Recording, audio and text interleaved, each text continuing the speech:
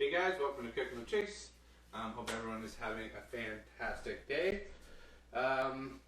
So just a reminder everyone, our YouTube channel is up. So if you weren't here yesterday, big news. All of the backlog videos, except for I think 4, have been uploaded, so you can go check out the old recipes and subscribe. And we're going to be uploading the videos every day now. So panzanella salad is now up, so go check it out. That'd be great. Okay, so today we are making a dish called eggs in Purgatory. It's an Italian dish with a comically Italian name that I can't quite pronounce, but basically it's eggs in tomato sauce. And this, like dumplings and ravioli, there's kind of a variation of this across many parts of the world. Portuguese, it's spicy. If Middle East, it's got cumin, but it's a tomato sauce where you poach the eggs. Africa, it's got peppers in it. Even huevos rancheros in Mexico, it's kind of the same concept, eggs and tomatoes. But we're doing the Italian version today, which, as I said, is called eggs in Purgatory, which apparently derives its name from the egg representing the soul and the tomato sauce being purgatory, which is just the most Italian name ever, and I think is absolutely hilarious. So, very simple dish, great kind of middle of the week pantry cleaner. It's not traditionally talked about, but I like to add chickpeas to mine. It's a great way to get some protein in there because it's a vegetarian dish. Also a great way to use up some cans of beans. You could supplement this for another type of bean. But I am sure that there was some villager in Italy at some point throwing chickpeas into this meal to kind of spread it out a little bit more. So, really simple dish here. We just got some garlic, onion, some tomato sauce. This is the same can of the whole tomatoes that I recommend, the unsalted whole tomatoes. I've just pureed it. And usually that's what I do. I'll make a little pasta sauce and the rest I'll just run through a blender or hand blender, food processor or something. And then you can just throw it back in your fridge and it'll hold for quite a while, week and a half, easily.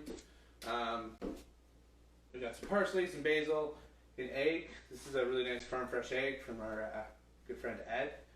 And just throwing it out there. If you guys know anyone who sells eggs, just like the restaurants are kind of hurting from all this, so are the farmers. They're missing all that, the people that they normally sell their food to. So if you have the opportunity to go and buy from a farmer, I'm sure they would really appreciate it. And then the other thing I add to mine, again, totally optional, I just saute my onions and garlic with an anchovy. Just adds a little bit of umami, a little bit of richness. Totally admit it if you want to go vegetarian or you don't have anchovy. Again, I talked about this with the pasta sauce, but if you don't have anchovies but you have fish sauce, you can throw a little bit of fish sauce in there to kind of just give it a little bit of richness. Okay, so real simple process. Some olive oil, nice kind of layer of fat there, 2 tablespoons, tablespoon. We're going to get our garlic, which is just kind of crushed in the crushed it slightly and then roughly chopped it. Garlic in there, turn up your heat. Onion, I'm just going to slice it. Again, if you're not really good at slicing, you can dice it. I like thin slices. And that's when we turn around. Just try to go as thin as you can. And when you're going thin, really all you're doing is cutting down on cook time. That's really all you're trying to do, right? Garlic's kind of frying. You get your onions in there. Just break them apart. Hit it with some salt. That helps pull the liquid out. Talked about this when we were talking about caramelizing onions and how to get that really nice color. There. This is the point that I'm going to add an anchovy. Now when you're working with these, they're packed in olive oil. The olive oil pulls out a lot of that fishness to them. So I try to drain them as much as I can. If you're really sensitive to that, you could pat them dry in like paper towel. But just getting rid of as much of that excess oil as possible will help a lot with kind of keeping it somewhat clean tasting. And then you just kind of take your spoon, get on the heat, and that will just dissolve. that there. Heat a little bit.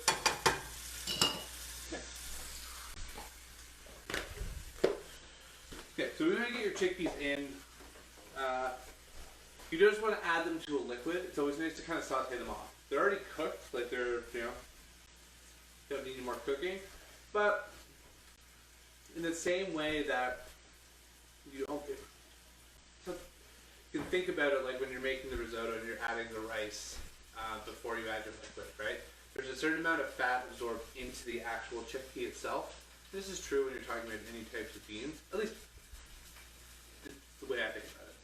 So some salt, these are unsalted, some oil, some of that seasoning from the anchovy, and the onions and the garlic is actually going to start to kind of come into the chickpea, which is really nice.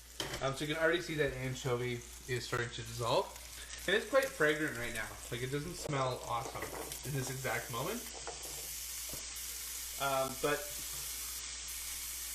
that cooks out just in the same way that, like, if you gave someone a big piece of raw garlic versus cooked garlic, the taste is totally different, right? Some salt in there, we're seasoning as we go. It's the same thing with the anchovies. When you first add them, they're going to be really pungent, but that will mellow out as you cook them down. And again, if you're not there with your tossing, stirring works just as well.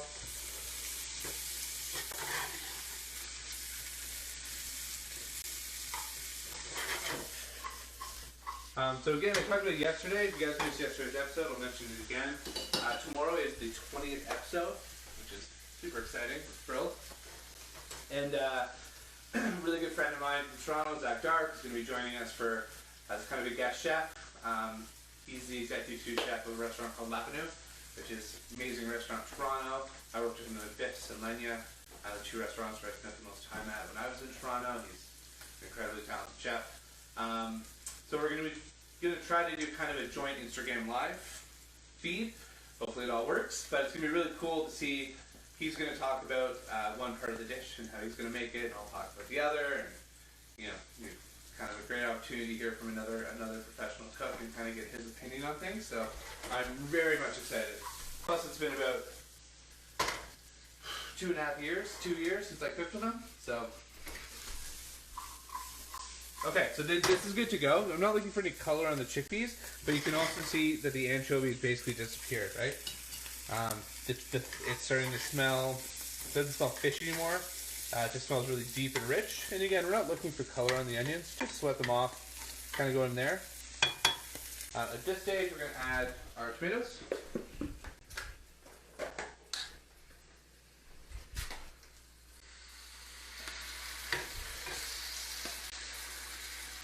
You're just kind of looking for enough tomatoes to kind of cover your chickpeas. That's perfect.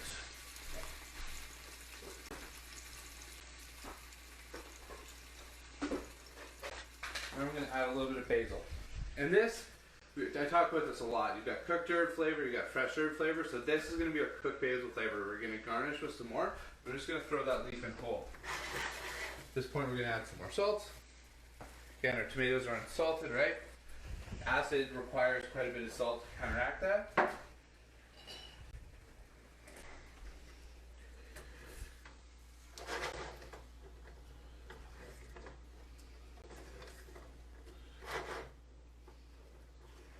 You could also add some chili flake when you're sauteing that stuff. I'm making this for Tyler tonight.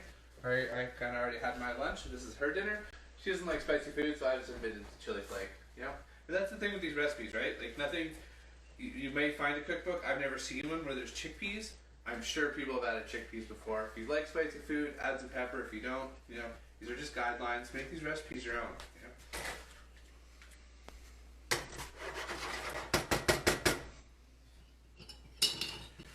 Okay, so that's going to be cooking down for a little bit there.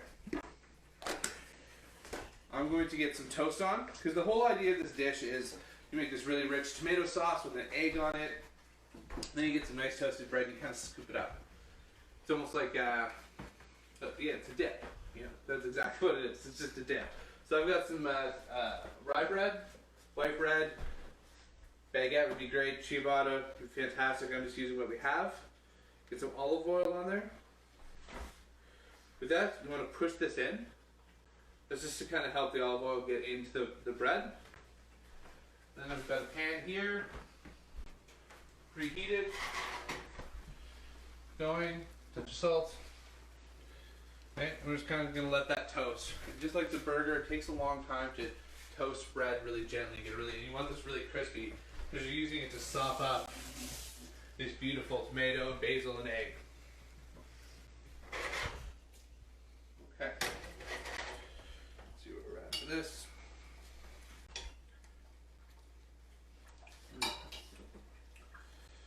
Salt.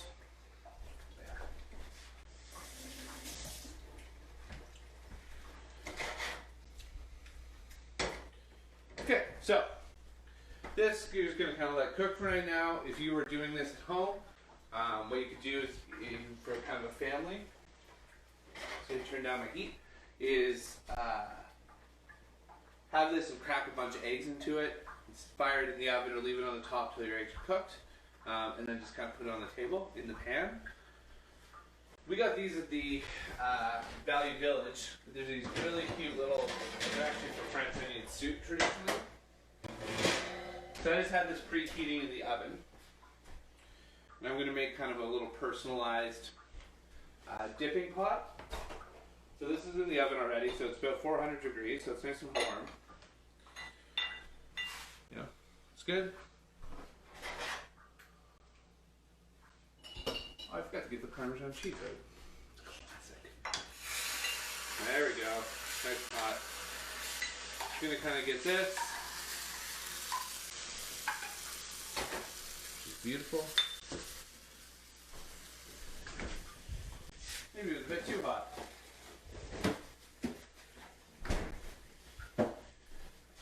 Crack your egg. Get your egg in there. Again, season your egg with salt. Take a couple basil leaves in there just for when it cooks. Then we're going to hit it with some Parmesan cheese. Let it have a chance to kind of melt. And I'm going to blast this in the oven for a couple minutes.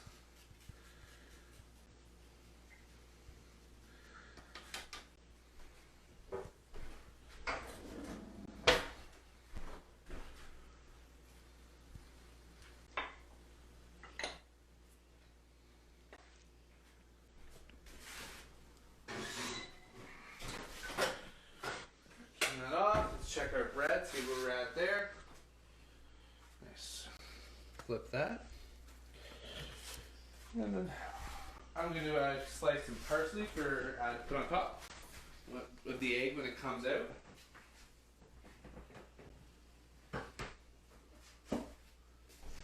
And so we got, we're trying to do as few grocery shops as we can, and I use parsley a lot. I'm sure you guys have noticed in my cooking. So we got 2 heads of parsley. So to store that, to one of these containers, I picked an entire head of parsley and got it with the damp paper towel and the damp paper towel on top. It's heartbreaking. And yeah, this will last for a week, week and a half, maybe even 2 weeks if it's stored correctly, which is amazing. And then you've got sliced parsley here, or not sliced, sorry, but picked parsley, washed and ready to go. You just kind of take out what you need. I'll show you as well right now. Because we're trying to cut down on how many shots we're doing. And I gotta kill some time while the egg is cooking. So this is the second bunch of parsley. I've wrapped it in a damp paper towel. And these are 2 bunches of spring onions, and I've actually put a small amount of water. Not enough to cover it, just enough to keep the environment moist. In the bottom of this container. And then this is a tip I picked up at the company bar. They store their herbs in these bags in the fridge, and it almost creates this little ecosystem. Whereas they're kind of like giving off moisture, it's keeping it and trapping it. It's a little rainforest in there, and the herbs keep quite well. So this is how I'm trying to keep fresh herbs so we can do nice cooking for you guys and for us without losing them. So hopefully that will work. Because by the end of our 2-week cycles, it's been just a little bare in the old fridge for fresh herbs and stuff. What if the vessel that is going into the oven doesn't have a lid? Not the end of the world. Yeah, it's fine. No difference. Just put it in Just open? put it in uncovered. Yeah, I mean you're not gonna get. It's not gonna be in there long enough unless you put it like under the broiler for the cheese to get color or anything like that. So I can't imagine it would make any difference, right? Like if it was all that Parmesan cheese, you wouldn't want it to brown and burn. But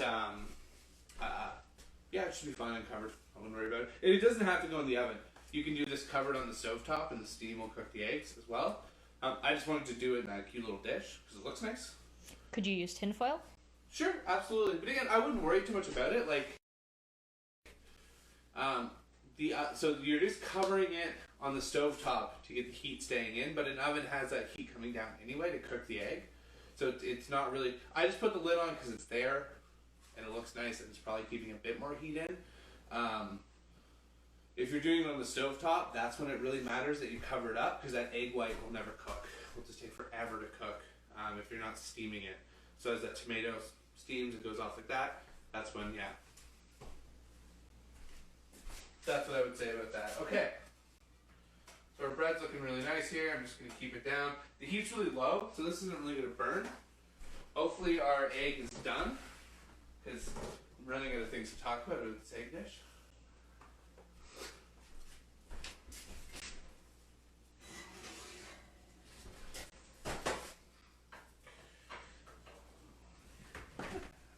Wait, I'll do it over here for the reveal. Of an uncooked egg, most likely. Oh! Okay, it's cooked. That's amazing. Oh. Yeah. Huh. Sometimes things work out in life. That's nice. Okay, so we got this like beautiful cheesy egg. It's really nice rich tomato sauce.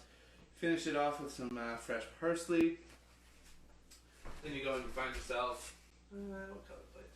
That green would be nice. Go find yourself a little plate.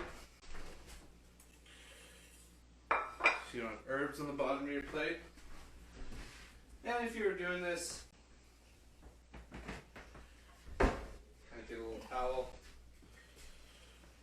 Restaurant, this, so you're not burning your plate or it doesn't slip and fall over your guests. You kind of put that like there.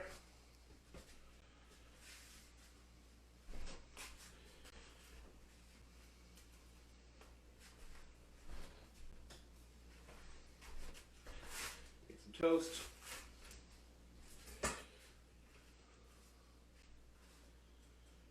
Steam like that. Lean it up there. Yeah. Okay. I don't know how long that was. Oh, a little fresh basil. Why not over here? Okay. Yes, this is eggs in Purgatory. You know, you got our soul of that little little leg on top. You've got Purgatory and this beautiful rich tomato sauce. Some nice toasty bread. Great kind of middle of the week meal. Plate it like this, you know, now it's part of a dinner party and it costs you about 25 cents a portion, depending on how nice your eggs are. So again, guys, go check out the YouTube channel, Cooking with Chase. If you're making stuff, tag me, or hashtag Cooking with Chase. Stay safe. That's my tagline now. Stay home, stay safe, eat well. There we go. That's why you always got to have a partner in crime. Thank you, Tyler. Guys, we'll see you tomorrow with Chef Zach.